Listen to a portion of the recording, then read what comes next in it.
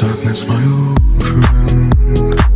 I've come to talk with you again, because the visions of me creeping lifted scenes while I was sleeping, and the vision that was planted in my brain still remains within the sound of silence.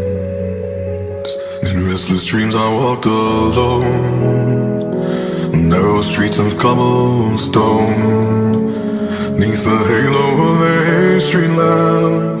I turned my collar to the cold and damp, when my eyes were stabbed by the flash of a